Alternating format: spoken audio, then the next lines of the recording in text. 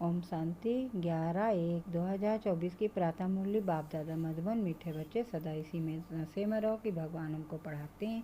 हमारी ये student life the best है। हमारे ऊपर बृहस्पति की दशा है। प्रश्न है, किन बच्चों को सभी का प्यार प्राप्त होता है? उत्तर है, जो बहुतों के कल्याण के निमित्त बनते हैं। जिनका कल्याण हुआ वह कहेंगे, तुम तो हमारी माता हो। तो अपने आप को देखो कि हम कितनों का कल्याण करते हैं। बाप का मैसेज कितनी आत्माओं को देते हैं। बाप भी पैगंबर है। तुम बच्चों को भी बाप का पैगाम देना है। सबको बोलो, दो बाप हैं बेहद के बाप और वर्षे को याद करो। गीत है, तू प्यार का सागर है, तेरे एक बूंद के प्यासे हम। ओम शांति। रूहानी बच्चों को रोज़ रोज़ समझाते हैं कि बच्चे आत्माभिमानी होकर बैठो, ऐसे नहीं। बुद्धि बाहर से भटकती रहे, एक बाप को ही याद करना है। वही ज्ञान का सागर है, प्रेम का सागर है। कहते हैं एक ज्ञान की बूंद भी बस है। बाप कहते हैं, मीठे मीठे बच्चे रूहानी बाप को याद करो तो तुमको ये वर्षा मिल जाएगा। अमरपुरी बैकुंठ में चले जाएंगे। बाकी इस समय जो सिर पर पापों का बोझ है वह उतरना है। कायदे प्रमाण के अनुसार तुम बच्चों को समझाया जाता है। जो ऊँटते थे वही फिर अंत में नीचे तपस्या कर रहे हैं। राजयोग की तपस्या एक बाप ही सिखलाते हैं। हठ योग बिल्कुल अलग है। वह है हद का, यह है बेहद का। वह है निवृत्ति मार्ग, यह है विप्रवृत्ति मार्ग। बाप कहते हैं, तुम विश्व के मालिक थे, यथा राजा रानी तथा प्रजा प्रवृत्ति मार्ग के पवित्र देवी देवता थे। फिर आत्माओं वाम मार्ग में जाते हैं। उसके भी चित्र हैं, बहुत गंदे चित्र बनाते हैं जो देखने में भी लज्जा आती है, क्योंकि बुद्धि ही एकदम खत्म हो जाती है। बाप का ही गायन है, तू प्यार का सागर है। अब प्यार की बूंद नहीं होती, यह है ज्ञान की बात। तुम बाप को पहचान कर बाप से वर्षा लेने आते हो। बाप सद्गति का दाता ही ज्ञान देते हैं। थोड़ा ही सुना और सद्गति में आ गए। यहाँ से तुम बच्चों को जाना है नई दुनिया में। तुम जानते हो हम बैकुंठ के मालिक बनते हैं। इस समय सारे विश्व पर रावण राज है। बाप आया है विश्व का राज देने। तुम सब मालिक थे, अब तक चित्र खड़े हैं। बाकी लाखों वर्ष की कोई बात नहीं। ये रांग है बाप को ही सदैव राइटियस कहा जाता है। बाप द्वारा सारी विश्व राइटियस बन जाती है। अभी है अनराइटियस। अभी तुम बच्चे बाप से वर्षा ले रहे हो, परंतु ये भी ड्रामा में नूंद है।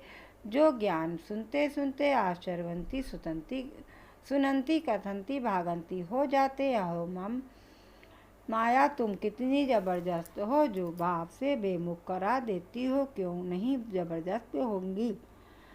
आधा कल्प उनका राज चलता है। रावण क्या है अब यह भी तुम जानते हो। यहाँ भी कोई बच्चे समझदार हैं, कोई बेसमझ हैं।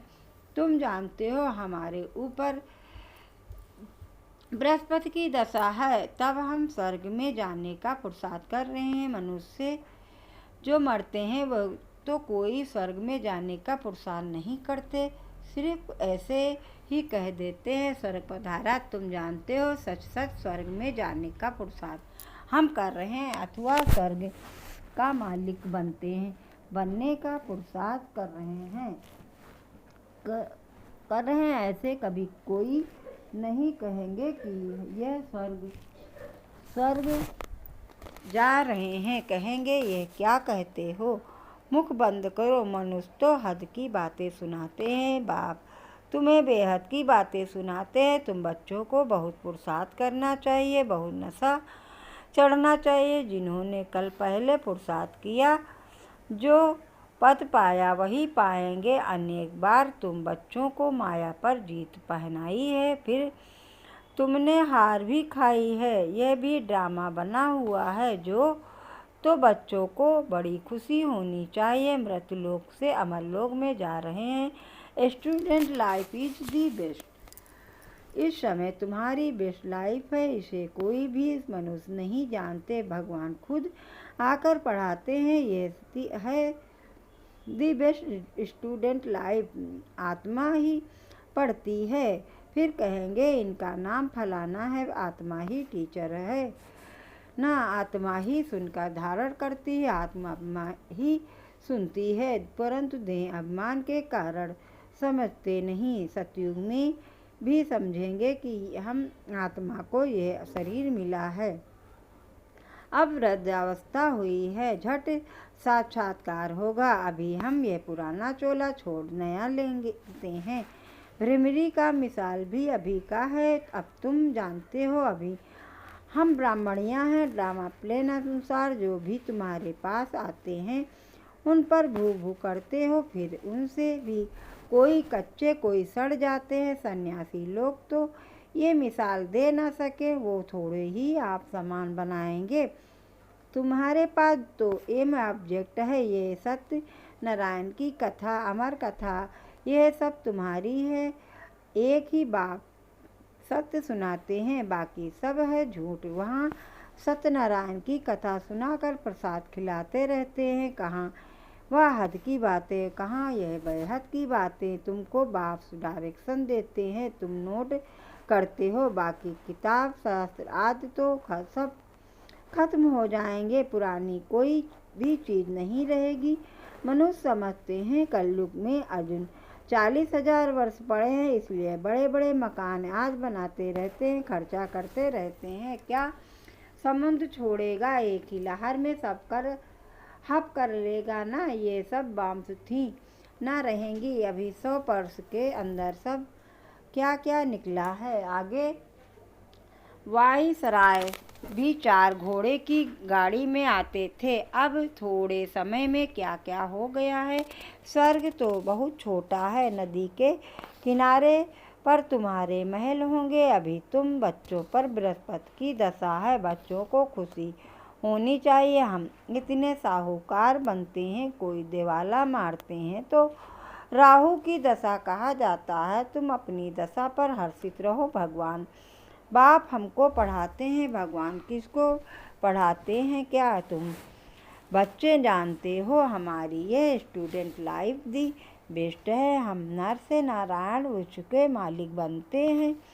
यहाँ हम रावण राज्य में आकर फंसे हैं, फिर जाते हैं सुखधाम में। तुम संगम युगी ब्राह्मण हो, ब्रह्मा द्वारा स्थापना होती है, एक थोड़े ही होगा, बहुत होंगे ना। तुम खुदाई खिदमतगार बनते हो, खुदा तो खिदमत करते हैं स्वर्ग स्थापन करने की, उसमें तुम मदद करते हो। जो जास्ती मदद करेंगे वह पद ऊंच पद पाएंगे। कोई भूख नहीं मर सकते। जहाँ यहाँ फकीर लोगों के पास भी जांच करते हैं तो हजारों रुपये निकल आते हैं, भूख कोई मर ना सके। यहाँ भी तुम बाप के बने हो, भल पाप गरीब होते हैं, परंतु बच्चों को जब तक खाना ना मिले तो खुद नहीं खाते, क्योंकि बच्चे वारिस हैं, उन पर लब रहता है। वहाँ तो गरीब की बात नहीं, अर्थात अनाज रहता है, बेहद की साहूकारी रहती है। वहाँ की परवाइश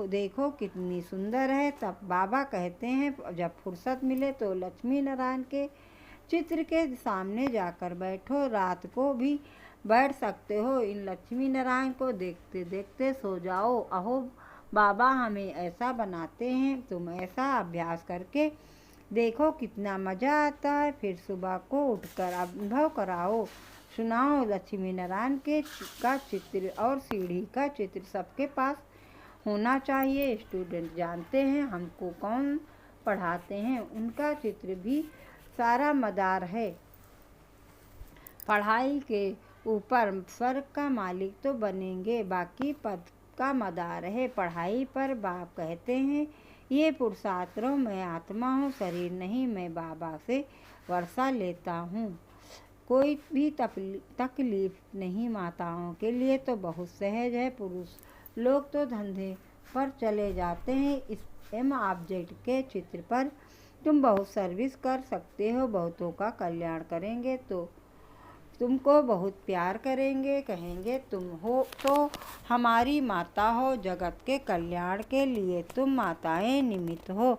अपने को देखना है, हमने कितनों का कल्याण किया है, कितनों को बाप का पैगाम दिया है। बाप भी पैगंबर है और कोई भी को भी पैगंबर नहीं कहेंगे। तुमको बाप मैसेज देते हैं जो तुम सबको सुनाओ। बेहद के बाप और वर्षे को याद करो, 84 के चक्र को भी याद करो। तुम पैगंबर बाप के बच्चे पैगाम देने वाले हो। सबको बोलो दो बाप हैं। बेहद के बाप ने सुख और शांति का वर्षा दिया है। हम सुख धाम में थे तो बाकी सब शांति धाम में थे, फिर जीवन मुक्ति में आते हैं। अब हमको वापिस जाना है, फिर वहाँ हम फिर ही विश्व के मालिक होंगे। एक गीत भी है, बाबा हमसे हमको सारे विश्व की बादशाही मिलती है। सारा धरती समुद्र आकाश हमारे हाथ में होगा। इस समय हम बाप से वर्षा